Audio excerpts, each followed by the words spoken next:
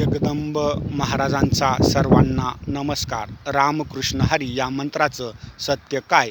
महाराष्ट्रातील जनतेने हा मंत्र उच्चारावा का नाही? आज आध्यात्मिक क्षेत्रामध्ये तुम्हाला रामकृष्ण हरी या मंत्रामध्ये 3 शक्तिशाली देवता आहेत असं सांगितल्या जात आहे.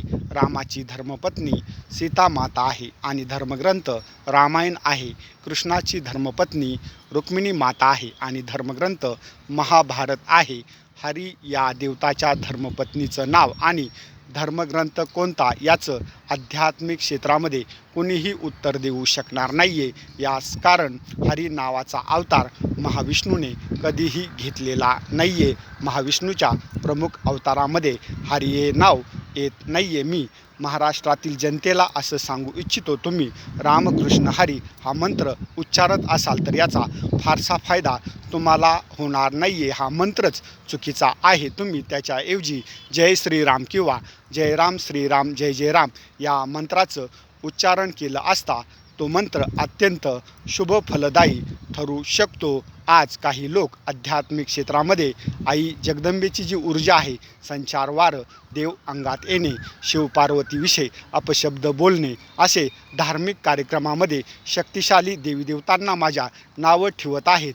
मी पण आई जगदंबेचा भक्त आहे. येथून पुढे माझ्या देवीदेवतांवर जर कोणी टीका टिप्पणी करत असेल तर तुम्ही ज्या देवतांचा आधार घेऊन माझ्या शक्तिशाली देवीदेवतांवर टीका टिप्पणी करत आहात त्या देवतांचं सत्य मी महाराष्ट्रात सांगितल्याशिवाय राहणार नाही आणि तुमच्या टीकेला माझ्या आध्यात्मिक ज्ञानाच्या आधारे सडेतोड उत्तर दिलं जाईल. अखंड महाराष्ट्रामध्ये रामकृष्ण हरी हा मंत्र चुकीचा आहे असं सांगणारा मी आध्यात्मिक क्षेत्रातील एकमेव व्यक्ती आहे. मी आध्यात्मिक सत्य बोलत असताना माझं सत्य किती लोकांना आवडतं याला मी महत्त्व देत नाही आहे, परंतु माझ्यावर जी आई जगदंबेने जबाबदारी टाकलेली आहे की आध्यात्मिक सत्य महाराष्ट्रातील जनतेला खूप प्रभावीपणे सांग आणि माझ्या वाऱ्याचं परडी ताटाचं नाव करून दाखव, ही जबाबदारी हा आई जगदंबेचा भक्त सक्षमपणे पार पाडेल.